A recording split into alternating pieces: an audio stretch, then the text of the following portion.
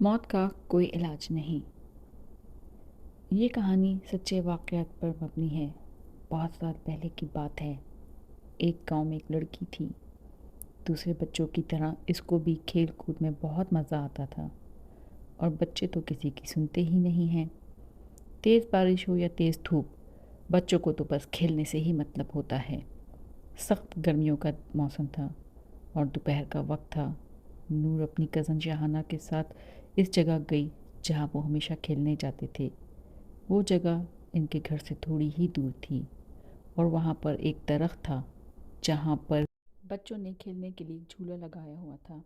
ویسے تو اس درخت کے پاس ہمیشہ ہی لڑکیاں موجود ہوتی تھیں، پر آج جیسے ہی نور اور اس کے کزن وہاں گئے تو وہاں پر کوئی نہیں تھا۔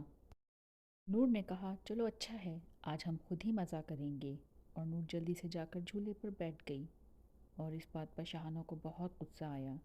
شاہانہ نے نور سے کہا کہ پہلے مجھے بیٹھنے دو، پر نور نے اسے بیٹھنے نہیں دیا، اور شاہانہ غصے میں چلی گئی۔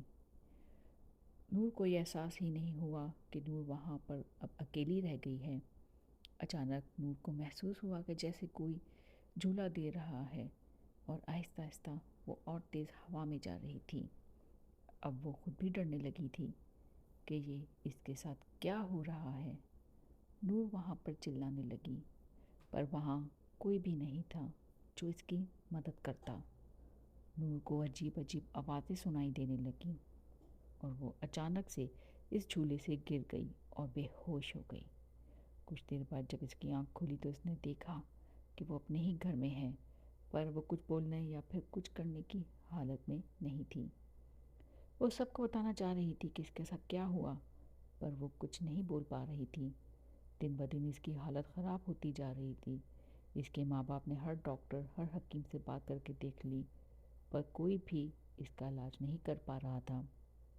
اور ایک دن نور کے بابا کسی بزرگ کو لے کر آئے، اور اس بزرگ نے ان کو بتایا کہ نور اب زیادہ دن زندہ نہیں رہ سکتی، کیونکہ وہ پوری طرح غیب کے قبضے میں آ گئی ہے۔